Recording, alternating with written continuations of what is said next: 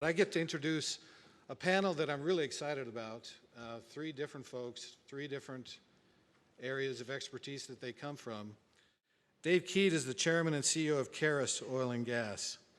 Dave and I have known each other for probably about 30 years now, I would guess.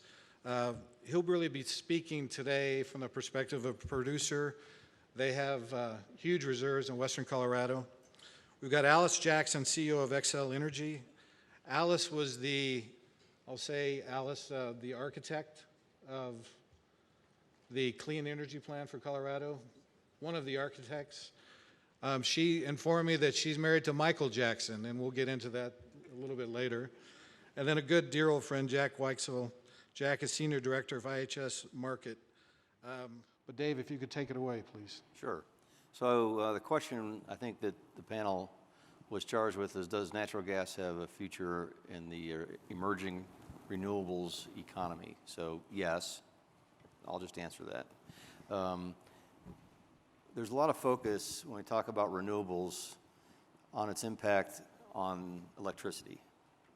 About 70% of the hydrocarbons in the United States are not consumed for the production of electricity. So none of that, a clear majority of that is natural gas being used for residential and commercial reasons. So electricity is an important consumer of natural gas, but it is not necessarily the primary consumer.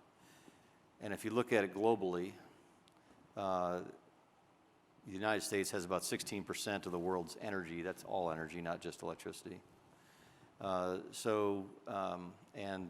globally, alternative energies or renewables has about 2% of the whole energy complex in the world. So there's a lot going on out there in hydrocarbons, and to rationally think about it being replaced quickly is probably not something that's going to happen anytime soon. Now, that being said, there are moves afoot within the United States to replace natural gas with respect to electrical generation, which is underway. There are comments being made that by various utilities as well as states and locales that they will be entirely renewable by some year. And that will be a feat for certain. But I think that in the natural gas business, at least I take those challenges to heart. I never underestimate anybody in this world, and if they say they're going to do that by a certain date, all right, I'll take it. So what do we do about that? Well, natural gas is pivoting to an export product, and that export product is not only being used directly by consumers in the globe, but it is going to be a useful tool in decarbonizing the globe. China has 4 times as much installed capacity of coal than the U.S. does. That's a big job for LNG to replace that amount of power. And that's something that is a market that we view as a good one. In addition, the undeveloped countries, as they become more developed, and I think if we give it a 30-year runway, like we're talking about here, 2050, if we assume that their consumption per capita arrives at a number that's, say, 10 or 15% of that of a developed country, that's another United States in terms of power demand or energy demand that we have ahead of us. So I view what we're doing in the United States as remarkable. I don't feel constrained by the existing markets that have been defined as of today. That includes the electrical generation in the United States as being one of them. I think if one of those markets begins to fade, there are plenty of global markets that will be appreciative of the work that's being done here in the United States. Alice? Great. So I like the way that you entered into that and talking about how we're going to see some form of continuous use of natural gas. And I would say I agree.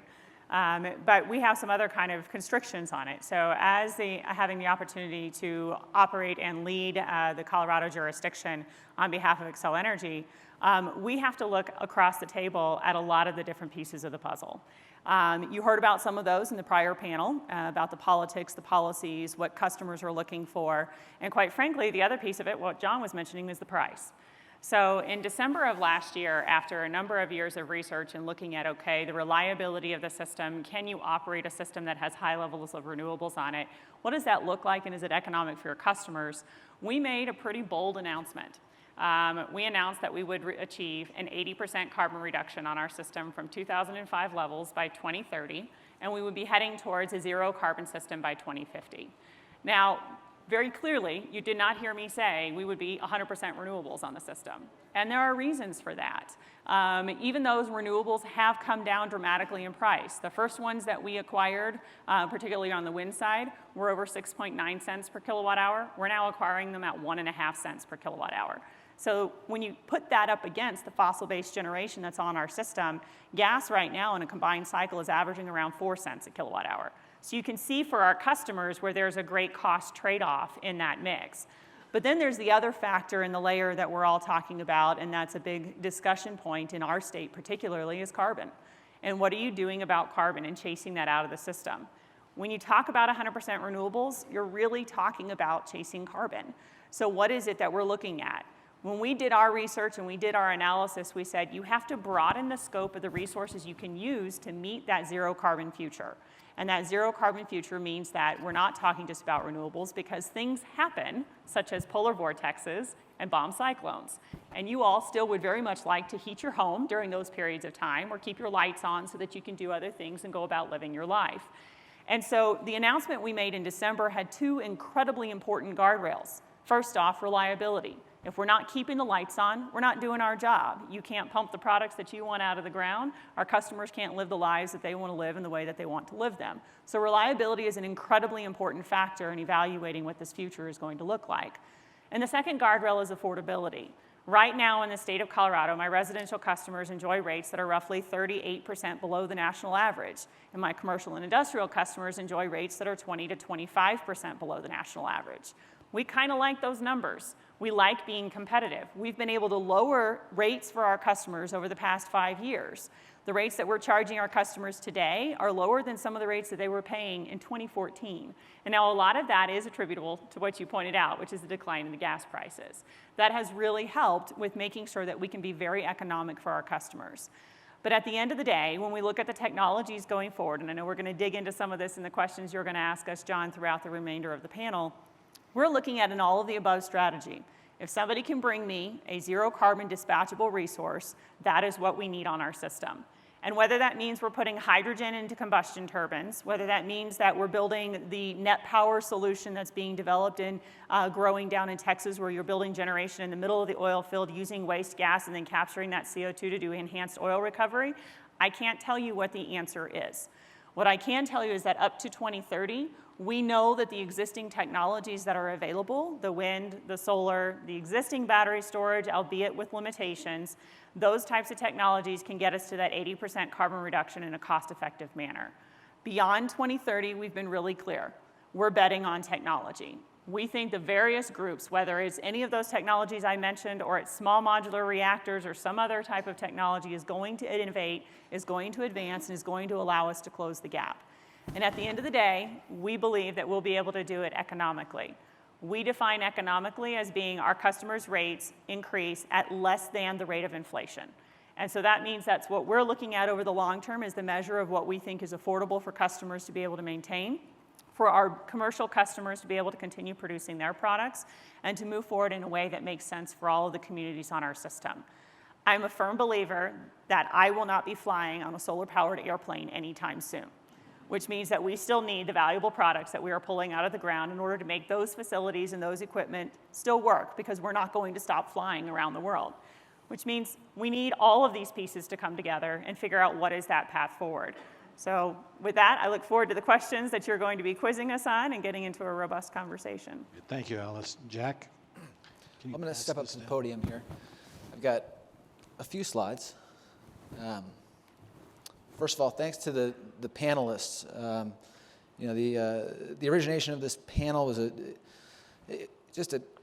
to inspire like some really good conversation, which I think we've done so far. So bear with me as I roll through some slides. I guess by way of introduction, my name is Jack Weichsel. I work for IHS Markit down in Englewood and across the globe, obviously. And what I wanted to kind of talk about is something that both Dave and Alice have alluded to. The U.S. natural gas market is changing, and there is more uncertainty now than there ever has been before.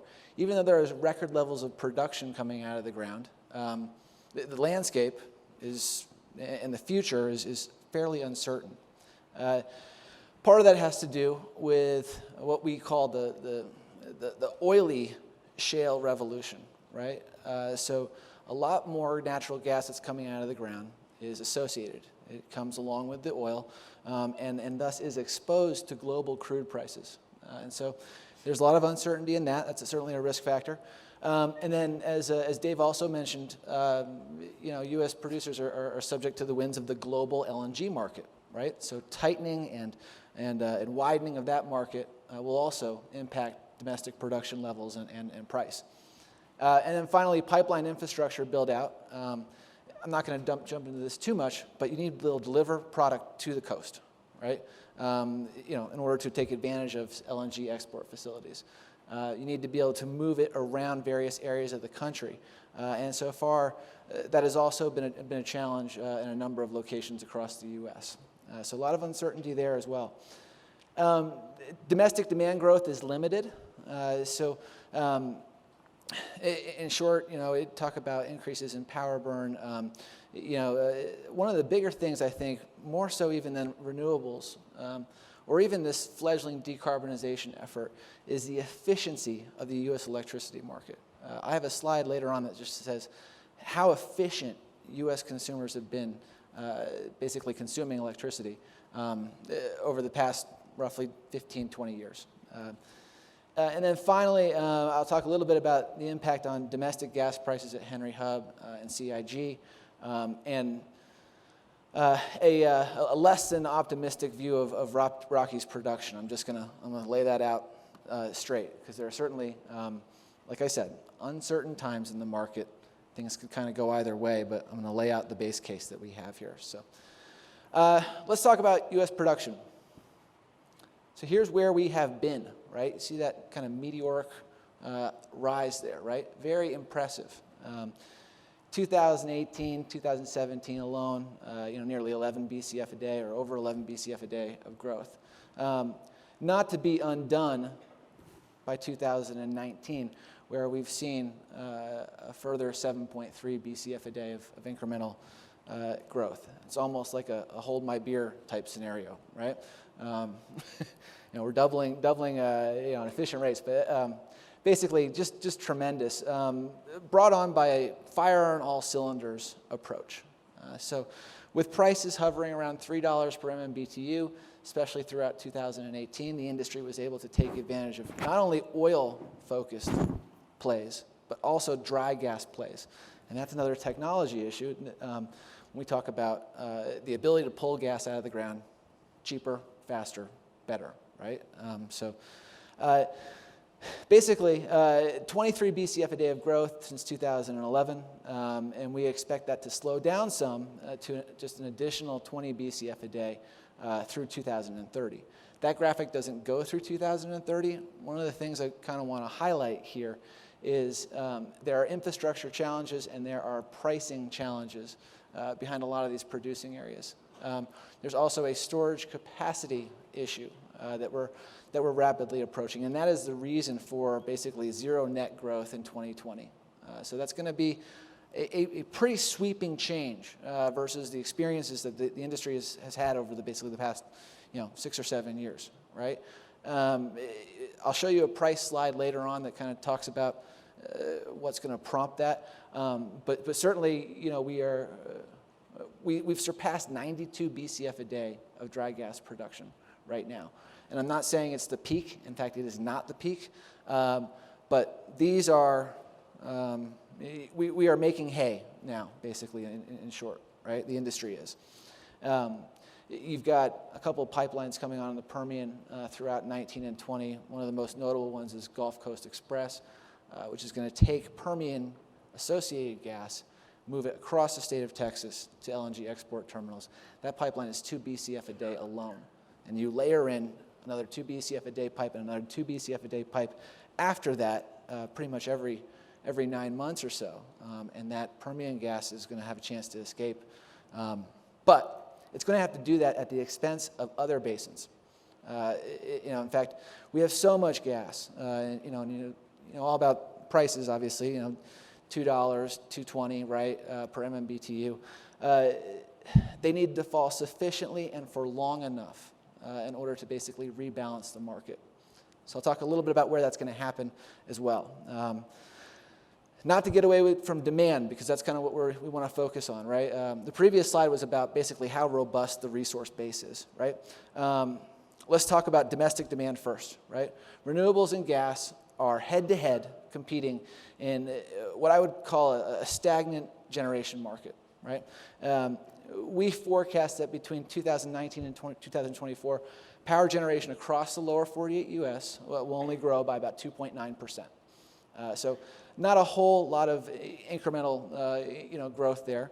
At the same time, coal-fired generation kind of continues that trend, falling to just 25.9%, or sorry, 20% in 2024. An increase in solar and wind market share by a pretty impressive percentages there, and a slightly slower increase in gas-fired generation through 2024. So you're competing, the fuel sources are competing in this market that is not growing necessarily as fast as it should. When we talk about capacity additions, right, all of the bars on here, right, so the bars from top to bottom are basically your renewable sources, right? You got wind there in the blue, and you got solar there in the bright yellow. Gas is in the green. So that light green bar in 2018, and then the smaller darker green bar, those were gas capacity additions in 2018, nearly 20 gigawatts. That's impressive. That's a scale of additions that it's pretty much never happened before in the lower 48.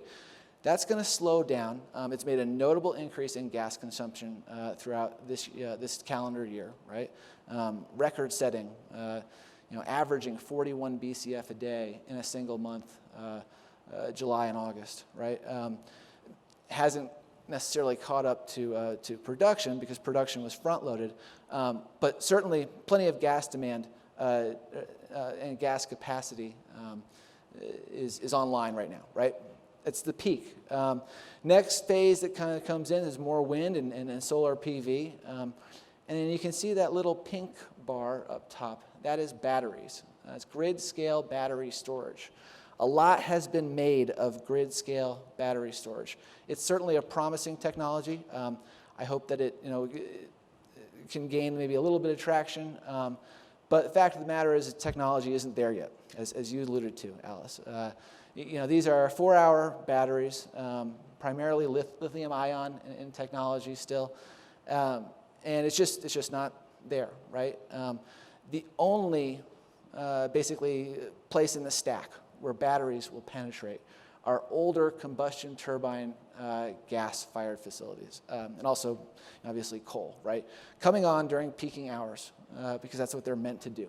And we have roughly, say, 10 gigawatts coming online in the U.S. through 2024. And they come in basically bits and pieces, 1, 2, 2, 2, 2, as we roll forward. I don't know where that technology is going to go. I know it's certainly promising, but it's in its infancy, to say the least. We talk about natural gas additions by region, right? Two biggest regions over the next 6 years are going to be PJM, so basically the East Coast, and then also in ERCOT. A little bit in MISO, not much happening out here in the Rockies as far as capacity additions go. When we talk about electricity consumption, we talk about total primary energy consumption. I'm going to back up a little bit here, right? So this is total primary energy use, right? And you can see it's slowed down. Actually, it's pretty much flatlined since about mid-2000s, right? This is your natural gas. Not only natural gas that is consumed in power plants, but also natural gas that is consumed by industrials and residential and commercial and vehicles to a certain extent. This is your coal, right? So we kind of talked about that, right? And this is your oil, which is also flattened out, right? But I guess the point of this slide is that carbon neutral energy, which is that orange line, which I'm including nuclear in there. Maybe some people in the audience don't necessarily agree with that, but you could also say that, you know, if you go down the production chain, solar and wind aren't necessarily carbon neutral either, right? So anyway, basically, it's grown in two spurts. So nuclear power in the early 1970s, through the 90s, and then finally solar, wind, and biomass since 2000. And certainly, as I mentioned, a slow and deliberate movement upwards. So that's kind of where we are. What if we get into a situation where rapid decarbonization becomes possible? You know, certainly, as Alice alluded to, the technology is not necessarily there yet, but IHS is basically building out some scenarios right now in what we call a fast transition case. It's pretty aggressive, but I think it's a good bumper guard on one side of the discussion to talk about the impacts to industry, not only oil and gas, but also electric power, and certainly consumer industries across the board, right? So throughout history, here are these two slides again, right? Primary energy consumption and electricity use. Here's US GDP.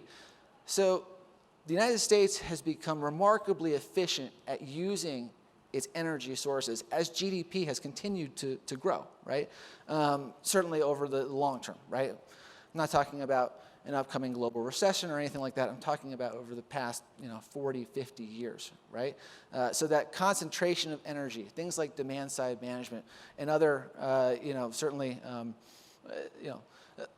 less intensive, energy-intensive industries that have replaced energy-intensive industries to supplement the economy, right, have come on long.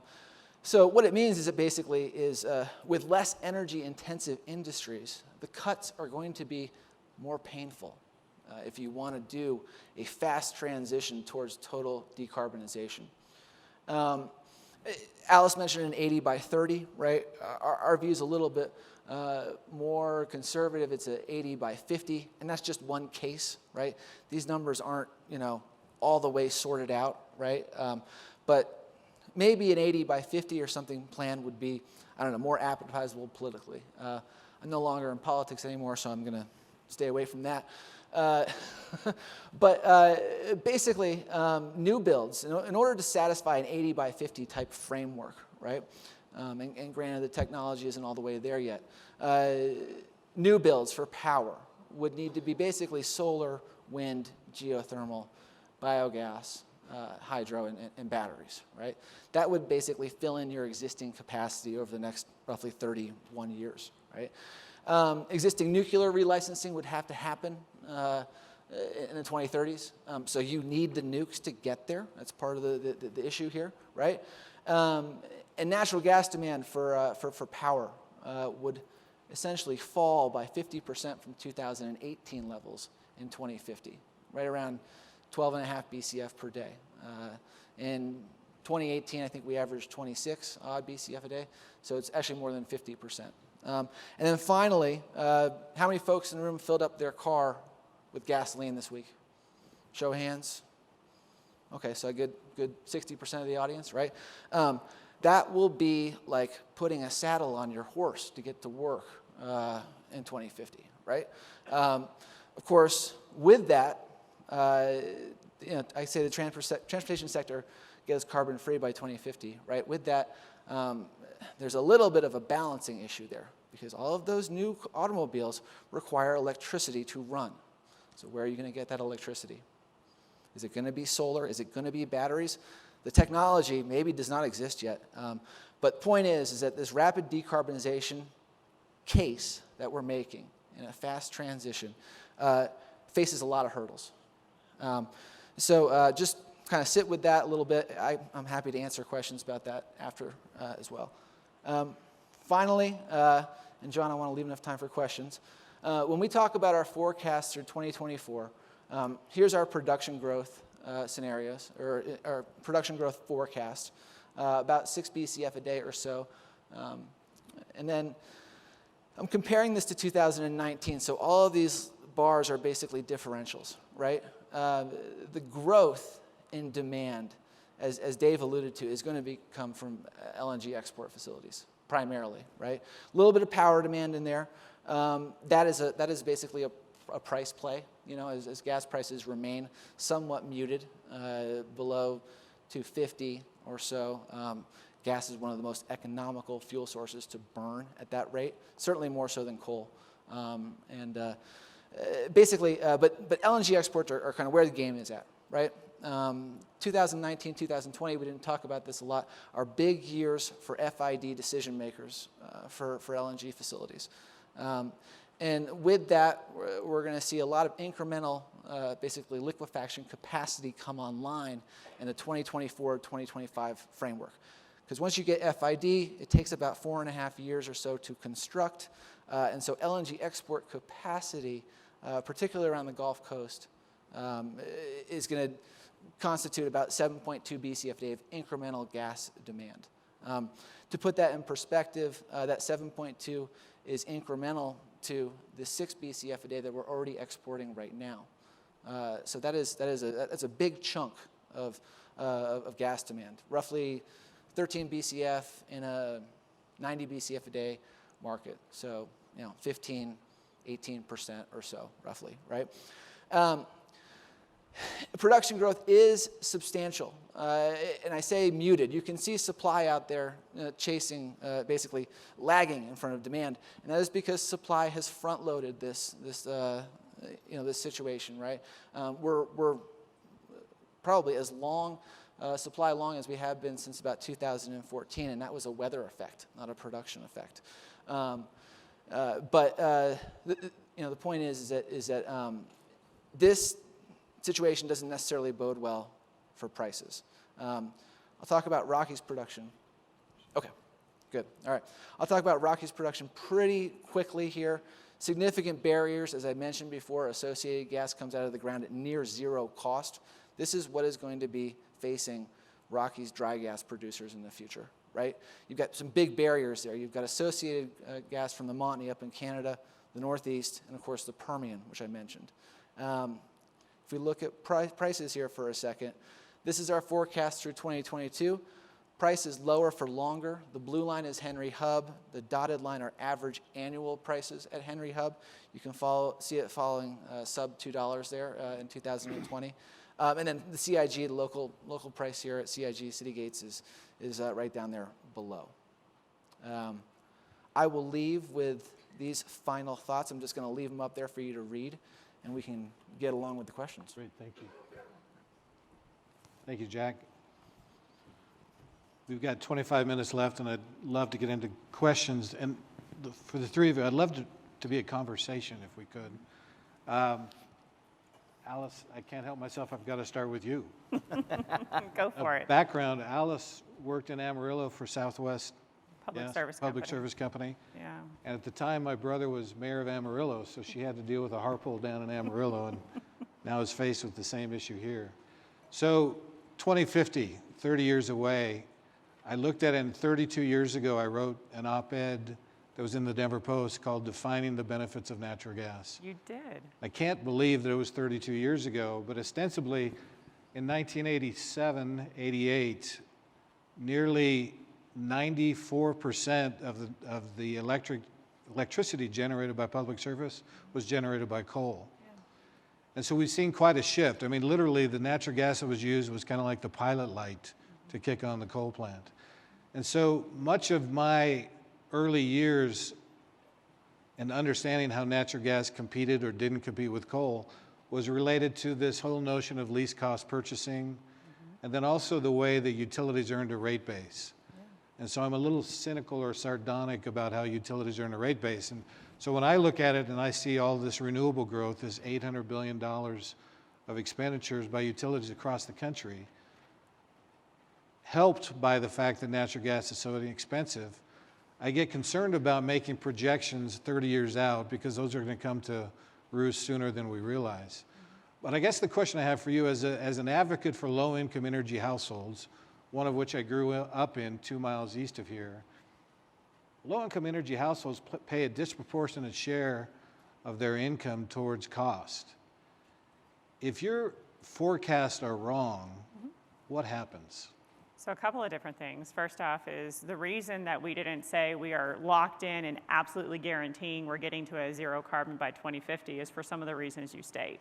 We have to bet on technology to make the shift, and it has to be economic for our customers. So what we're locked in on and we've made the bet on is 2030. And that's going to go through an extensive process here in the Public Utilities Commission in the next couple of years to look at, okay, what are those technologies? What is the price impacts? And there are very different ways of getting there, but those guardrails are in place. So we're not betting on the fact that, you know, natural gas prices are going to be really low for through 2010. We're not betting on the fact that in 2030 or 2035, the prices for wind and solar are going to drop to such a point that we're going to be able to do all this. What we're saying is when we look at through 2030, which is what we've locked in on, the prices are already there. The shift in the technology that we need on the software side, it's coming along and it's going to fill the gap. The price trajectories that we expect to have and to occur on the battery storage that we're going to need for the CT and the flexibility on the system, those are coming down. But largely, when you talk about that $800 million that utilities have invested, so in the state of Colorado, let's get really specific. Over 23% of the energy that we provide to our customers comes from purchase power agreements. And the majority of those purchase power agreements, it's a developer who owns that asset, sells the PPA to us. So it's a locked-in price for a significant period of time. Additionally, because of the evolution towards those purchase power agreements, the Commission is now putting more and more guardrails, I would say, around assets that we even own on what those prices are going to be present to customers. So the model that you are most familiar with as far as the risk sharing between utilities and customers for ownership and the price risk associated with those assets is shifting as we speak. And more of that risk is being shifted onto the utility side. For example, our Cheyenne Ridge Wind Farm, which is currently under construction here in Colorado, which is 500 megawatts, is one of the first wind farms, or I should say it's the second large wind farm that we are owning in the state. There are such guardrails associated with that for the cost impacts for customers that if it goes over a certain amount, whether it's in the installed cost, the upfront capital cost, or it's in the ongoing maintenance, we have to eat those costs versus being those passed through, which is a very different model than what has been used in the past for the cold and the natural gas generation assets here in the state. When in the Colorado Energy Plan before the Commission, you assumed a certain number of agreements would go into place with wind and solar providers. Now, some of those deals have not happened. Do you have to step into that role then and not buy it from a power purchase agreement, but actually be the owner? So to be very specific, in the Colorado Energy Plan, we're retiring 660 megawatts of coal located down in Pueblo. We had a need on our system of 450 megawatts to build new capacity due to growth and other retirements and things that were happening.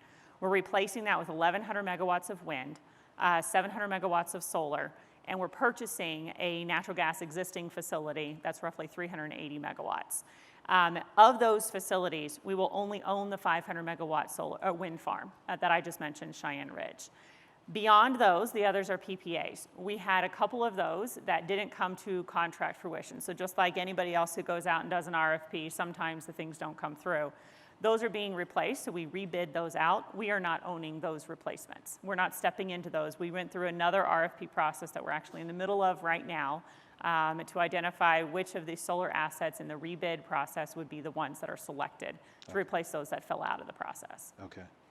Dave, question to you. What does it mean to you as a producer of natural gas that you see kind of a wholesale change from the utility perspective directed towards renewable, away from natural gas? Well, they're able to do whatever they want. They're a customer of ours right now, and if they choose that they don't want our product, so be it.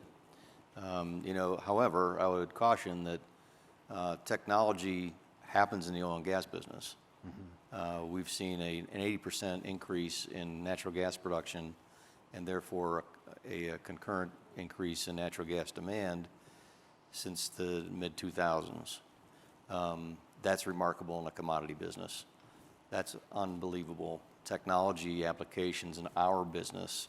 So in 2050, are we going to be drilling the same we're drilling now, completing the same we're drilling now? I doubt it. So we'll continue to be cost effective. We'll continue to get more cost effective and compete. But as I said, we're turning to other markets. If we're being told electrical generation is leaving us behind, we take it, and we're going to shift into other markets and commit our product to those markets. So in addition to that, what it means to me is there's a lot of this is, in my mind, politically driven. The fact is that wind is not carbon-free. Solar is not carbon-free. Maybe in the production phase you can argue some of it, but the supply side of it has dramatic impact on us, the United States. Those sources on the supply side for solar in particular are in foreign countries, in a lot of cases not stable foreign countries, and rely on questionable labor practices to produce that supply chain for solar panels, et cetera. Likewise on wind, one wind turbine takes 900 tons of steel, 2,500 tons of cement, and 45 tons of plastic to produce. That's not carbon-free.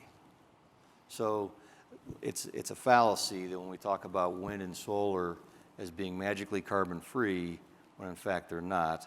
We're putting the energy that is now being produced from underground now above ground, which brings into question surface occupation, which in the Rush Creek facility that Xcel built was about 158 acres per megawatt. It brings in surface occupation, it brings an impact to wildlife, it brings an impact to the Earth's environment, and tries to say that that doesn't matter, but air does. So when I think about this whole this whole substitution being talked about, let's be rational and real about all of what's being talked about. Let's not just pick the niceties that are being talked about. Let's say natural gas production is going to be here, and we're going to be strong, and alternative energy is going to come here, but it's got warts also. Let's just appreciate that. A quick housekeeping, there are 3x5 cards in each of your tables. If you have a question you'd like to ask, just jot it down and hold it up, and I'll have somebody bring it up to me here. Alice and Jack, actually. Alice, have you seen any other utility mimic that 80% or eventually 100% goal since Xcel Public Service announced it? We have. So there's been a number of other utilities across the country, and it depends on which size the utility you're looking at as well, and also on the methodology in which they plan to employ in order to move forward. So number one, I would say in Colorado, we're uniquely blessed with the fact that we have a lot of wind, we have a lot of sun, and so it has an easier trajectory and pathway for production from the different technologies that are being developed. But we also have some other things. We have great elevation changes, so pumped hydro is something that is a viable technology. We also are located close to oil and gas, and so being able to access that natural gas at a reasonable price and be able to continue to use that in our facilities is part of the plan and part of the puzzle as well in looking at this path going forward. Other locations don't have the same permutation of availability of resources, so go to the upper Northwest, you're going to have a lot of hydro. And they're in a great place when it comes to looking at carbon output from their systems, and they're able to get there faster and it's economic. Northeast, not as much. They're having to look at even more extreme type solutions, which are offshore wind turbines, and other ways of generating their energy from lower emitting resources. So, it depends on where you are located as to what that solution is going to be. But there are a number of municipalities, there are a number of co-ops, there are a number of other utilities that are now coming forward and stating that they have these same type of carbon goals on their systems. You mentioned pumped hydro. I think you have 330 megawatts of pumped hydro in your system. Are you planning to add to that in this Colorado Energy Plan? So not in the Colorado Energy Plan, but looking at other options around the state. But that particular Cabin Creek resource is currently under what's called an uprate. The water license was renewed, oh gosh, I want to say almost a decade ago. And we've been refurbishing those turbines, which were originally built back in the 1950s. And so the output for that facility will go up. And it is one of the main and largest flexible resources we have on our system in order to compensate for the ramping associated with the variable energy. How would that compare in the electric generation stack against the batteries that you're talking It about? actually performs a lot better. So one of the limitations of the existing lithium-ion technology, and I agree with you entirely about the production of those. If you look, there's a great Bloomberg article about the production of batteries and where those elements come from and what states or what countries they're manufactured in that are heavily coal dependent. So that full life cycle analysis you were talking about. But those battery storage, it's going to come in. It's a 4-hour battery, which if you think about the way that our system is designed, a decade ago, we would design our system based off of 1 hour of consumption a year. It was the highest amount of consumption that that all our customers collectively would have. And once you built to that 1 hour, you were good to go because all of those resources you could say, hey, give me 500 megawatts, give me 200 megawatts. You build your stack and you'd be done. But with our new technologies that we have, that top peak, top of it, CTs, would run 2 hours. You'd have a combustion turbine sitting on your system that you would turn on for 2 hours, maybe 4 times a year. But you had to make that investment. Battery storage that's 4 hours long can come in and compete competitively on the price with that 2-hour CT that you would only use. But you start stepping down that stack. You've now eliminated the 2-hour peak. Now you got to move to the 4-hour. And then quickly you move to the 6-hour. Those batteries, the lithium-ion batteries, can't meet a 6-hour duration. Pumped hydro, the Cabin Creek, is 10 hours. And so that really does help with meeting that longer term. So it brings more value to the stack and contributing to the system. And that's why those types of resources can be incredibly valuable going forward. Jack, what do you think this means to the natural gas producer, this movement, policy movement away from least cost purchasing to all of the above? What does it mean to the natural gas producer? Well, and I was just going to add on a little bit about what you said, is that utilities are making these proclamations for rapid decarbonization. Whole states are making proclamations about rapid decarbonization. State of California, state of Washington, they want to be carbon free, pretty aggressive timelines. And you can kind of see the local effect, right? How much incremental gas has left the Rockies traveling to California over the past 3 years? Really hasn't changed that much, It's bottled up about roughly 2 BCF a day. If you look towards Washington State, right, Northwest Pipeline runs up there. That's been bottled up at about 0.6 BCF a day for the past 3 years. So all markets are local, right? In essence, if you're closer to the coasts or you're next to a long-haul pipeline that can get you there, the Gulf Coast specifically, or the East Coast to a certain extent, you're in better shape as a producer to capture an emerging LNG export market. If you're not, which quite frankly a lot of Rockies producers are not, then your situation is a lot more tenable. Alice, your 1.5 cent kilowatt quote, does that include tax credits? Yes. And then the second part of the question, if wind and solar are cheaper than natural gas, when can Colorado customers expect to stop paying Xcel the renewable energy standard adjustment rider we're currently paying? Actually, it'll be going down here in the next year. So the Renewable Energy Standard Adjustment is a maximum of a 2% charge that's assessed on all customers' bills in order to pay for the incremental cost of renewables on the system. It also pays for the smaller programs that our customers buy, and that's like the rooftop solar programs, the community solar garden programs. It pays for all the credits that customers receive from those. And so that's not going to go away. Because the public policy in our state dictates that we have to provide a certain amount of those types of programs to our customers all the time. But we no longer need as much of that credit to pay for the new renewables that are coming on. But remember, we have those contracts that were signed under the Renewable Portfolio Standard that was put into place due to the ballot initiative in 2004 here in the state by all the residents of the state. those purchases that were made back in 2010, they're 20-year contracts, they're 25-year contracts. So those 6.9 cent per kilowatt hour wind contracts will go on until close to 2030. So therefore, the Renewable Energy Standard Adjustment is still paying for some of those higher price contracts, even though the prices have come down dramatically. When you blend it all together, setting aside what we just got in the Colorado Energy Plan, the average price of wind on our system is 4 cents per kilowatt hour, which is equivalent to the average price of producing a kilowatt hour from natural gas. Coal is slightly cheaper. Solar is also slightly cheaper for the new resources. The average resources we have existing on our system for solar are around 7 cents per kilowatt hour, but the new ones that we got were 2.5. So you're now looking at the different production curves. It is economic for us to replace natural gas-fired power at the CT or at the combined cycle at peak with solar on our system because of the prices that are coming in from the PPAs. And what I will say is what's really important is going back to your previous question is, well, what is your bet? What if your bet is wrong on going forward on this pricing? These solar PPAs that we have, we do not own a single large-scale solar farm here in Colorado. They are prices that are locked in for the duration. So they don't go up and down with inflation. They don't change, based off of the actual O&M of the person who owns the facility. They are locked in for that price. So we know, as compared to the price of natural gas and coal fire on our generation, it is cheaper for us to be producing that kilowatt hour from that solar facility right now, and it saves our customers money. I've got a trick question for all three of you here. We'll start with you, Dave. The followers of Ocasio-Cortez that talk about the new Green Deal, what percent of those folks do you think understand that you can't store electricity on a utility scale? I don't know the answer to that, John. I don't know.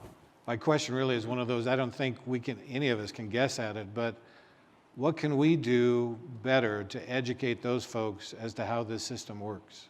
Oh, there's a lot of conversation we have to have. So let me give you just an example. This will drive it home, hopefully, for most of you in the room.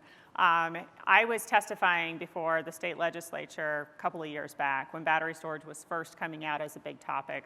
And one of the questions that I was asked was, does the brown electron, the blue electron, and the green electron all fit into the battery?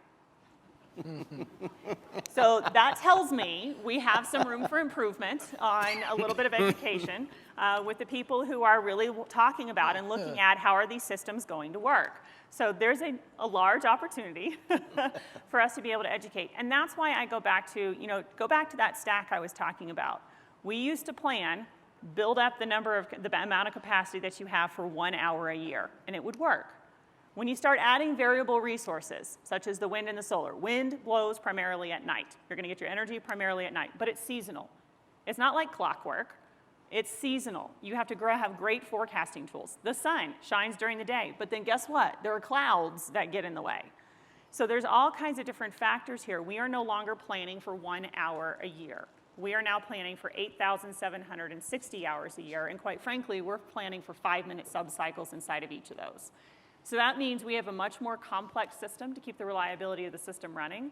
But when you figure out those permutations and you figure out how things come together and you look at the economics of the system, you have a system that works. And then you have to plan for the externalities such as bomb cyclones and polar vortexes.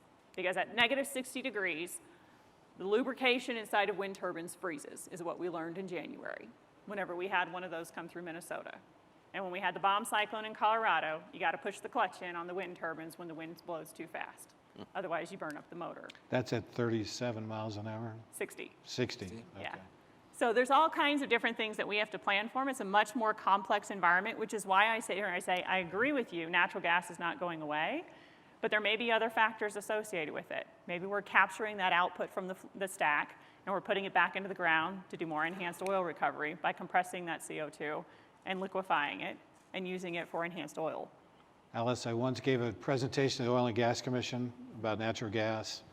25 slides, 20 of them referred to MMBTU. Oh. And at the end, one of the commissioners asked me, he said, I loved your presentation, I learned so much. Can you tell me again what a Mabutu is? Yeah. So being the person that I was at that age, I said it's a South American pygmy tribe. Oh, goodness. And I got called on the carpet for that one. So Jack, should a producer be worried about this kind of wholesale move to renewables, a natural gas producer? I think what Al is saying is very revealing. You need everything in the tool belt, right? You need advances in flexibility. You need redundancy, to plan for all of those hours of the year, right? I don't know that natural gas will ever be on the margin by 2050. And I don't foresee that, quite honestly, because it is such a vital electric generation source. We can draw up all manners of scenarios, right? But what it doesn't account for, especially when you're forecasting, is the situation on the ground, reliability, right? And that's clear from not only generating electricity, but also keeping grandma warm in the middle of winter, right? With utility gas service. So if I'm a producer, maybe I'm not as enthused, as I could be, but I'm certainly not forlorn. In addition, export and LNG liquefaction facilities at the price levels that we're at kind of nationally are very promising, hugely promising. Even though we don't have state-controlled gas prices, the market at Henry Hub is flexible enough and liquid enough that you can move that gas across the globe. So I'm not entirely discouraged if I'm a producer. Maybe I'm not as ginned up as I was 6 or 7 years ago, but I'm not dissuaded. We have about 2 minutes left. I just can't thank you all enough for being here today, but if you could give us 30 or 40 seconds of closing remarks. Sure. Natural gas does great things for this planet. Natural gas has decarbonized or reduced CO2 emissions in the United States dramatically over the last 10 years. We have more work to do. There are alternatives that are being sought domestically. Great. We have work to do internationally. Our natural gas is now mobile, which it wasn't before. We weren't in an international market before. Now we are, and we intend to compete in that international market. I think as we continue to drive CO2 emissions out by replacing coal internationally, by providing energy for developing countries, that's our new market. We have a new thing too, and we intend to pursue that with vigor as an industry. I think we have a robust future and can continue to do what we're doing now. Thank you, Dave. Alice? Yeah, no, thank you for having me here today. It's always great to have these conversations. What I'd like to point out is that we have 1.4 million electric customers in the state, but we also have 1.3 million natural gas customers for our local distribution company. And we recognize the politics aren't at the favor right now of continuing to grow that business, but quite frankly, it's one of my fastest growing areas right now. Not only because of the expansion we have in our state, but because of the low price of natural gas. I think people are much more able to afford that particular fuel type. As a vertically integrated utility, meaning I have the transmission, the distribution, and generation, I have what's known as an obligation to serve, which means I serve the lowest of low income to the highest of high income in every business in between that's located in my service territory. Therefore, I do take it incredibly seriously that my responsibility is not only to keep the lights on to make sure that, but to also make sure that the electricity is affordable. At the same time, I do have a responsibility to my customers, to my state, and to my investors that we continue to look at what are the most economic ways to clean up and continue to use cleaner and cleaner energy across the system. And right now, the economics are winning, yes, with tax credits in place that are going away, but those economics make it cheaper for us to produce the energy from the resources that we've been buying now over the past couple of years. Hasn't always been that way, but we are definitely there at this point in time with the tax credits and the availability where we are today. Technology is going to be the key to the future of what we end up with beyond 2030.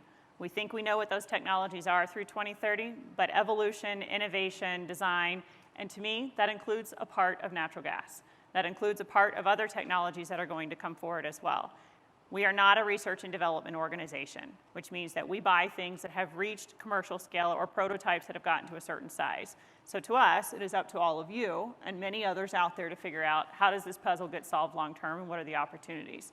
So I encourage you to innovate here just as much as you do overseas, and look for opportunities where we can partner to make sure that this resource is something that we continue using, because it does underscore the reliability of the system, because at the end of the day, I have to have dispatchable zero carbon resources. Thank you, Alice. Jack? Well, the timer up here just went to 0, so that kind of gets me off the hook. Thank you, Jack. I don't even know how